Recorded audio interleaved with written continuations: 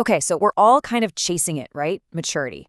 But what if that finish line we're all running towards is a complete illusion? Today, we're going to take a really hard look at what it means to be mature. Not the version society sells us, but what it actually means to grow up. What if the timeline you're measuring your entire life against is just fundamentally wrong? Now, at first glance, this quote seems super obvious. Everybody matures at different ages. Yeah, of course. But just let that sink in for a second. This really simple idea is actually a rebellion. It's pushing back against that nagging feeling we all get. That feeling that we're supposed to be following some kind of script, hitting certain milestones by a certain age. So let's start by totally dissecting that story. This whole idea of a fixed timeline myth. It's like this invisible map we're all handed at birth, dictating exactly when we're supposed to get the job, the house, the family, all of it. And this is really the central question, isn't it? Are we all just running the same race against the exact same clock? Or is real growth, true maturity, happening on a level that has absolutely nothing to do with the number of candles on our birthday cake? This brings us to a really crucial distinction, one we forget all the time.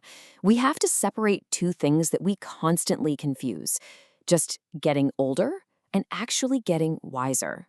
Because let me tell you, they are not the same thing, not at all. So here it is, the core idea for today. Maturity isn't a function of time, it's a function of awareness. It's not about how many years you've been alive, it's about what you've actually understood within those years. And that simple shift completely reframes how we should be measuring our own growth. And this just illustrates the difference perfectly.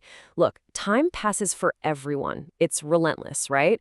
But understanding, oh, that is not a given. That's earned. And this is exactly why two people can be the exact same age, but exist in completely different mental and emotional worlds. One person has depth, the other just duration. Okay, so if maturity isn't just about time, it has to be about experience, right? Well, yeah, but there's a really crucial twist here. It's not just about what happens to you, it's about what you do with what happens to you. Suffering, success, failure, we all face some version of these things. It's just part of life. But none of them come with an automatic wisdom upgrade. I mean, think about it. Two people can go through the exact same horrible experience. One of them emerges with this profound sense of compassion, while the other just becomes bitter, resentful, and completely stuck in the past.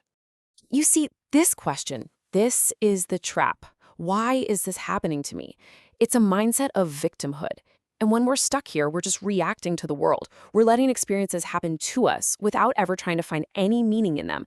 And trust me, there is zero growth in that space. But then there's the pivot. It's the moment you shift the question from why me to what is this trying to teach me? That's it. That is the instant that conscious processing begins.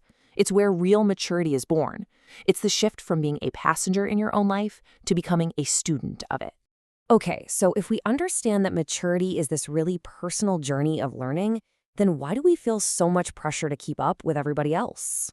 Well, this brings us to maybe the biggest obstacle on our path: the comparison trap. Oh, we all know these. You know them. They're the unspoken rules, right? The social yardsticks that create this constant low-grade anxiety that we're somehow falling behind. By this age, you should have that career, that house, that family. But they're not real. They're just stories we've all agreed to tell ourselves. And this analogy is just perfect. Think about it. Would you ever say a 300-page mystery novel is better than a 300-page book of poetry? No, that's absurd. They're just different. The same number of pages, or in our case, years, doesn't mean the same depth of story. Your journey has totally different terrain than mine. Comparing our progress is completely meaningless. So, if we agree to throw out age and comparison as our rulers, what should we be measuring instead? Let's dive into the more subtle internal signs that show we're actually truly growing. So these aren't achievements you just unlock like in a video game. They're more like muscles you have to build over time. It's developing the ability to just pause instead of instantly reacting. It's choosing to understand someone else's point of view over letting your ego win an argument. It's learning to accept life's unknowns without panicking. And, oh, this is a big one, letting go of that constant nagging need to always be right. And wow, this just nails it. Immature energy is all about accumulation, needing more knowledge, more validation, more certainty. But mature energy, it's about release.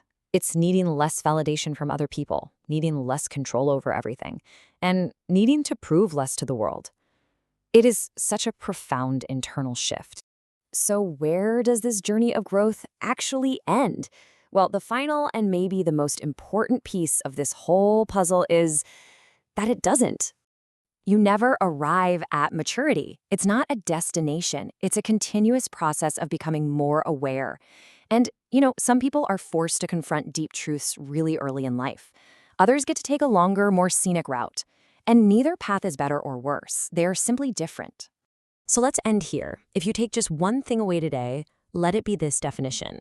Maturity is the distance between your impulse and your action, that sacred pause. And that little space, it grows at its own unique pace for every single one of us. So the real question we should be asking ourselves isn't, am I on time? It's, is that space within me getting any wider today?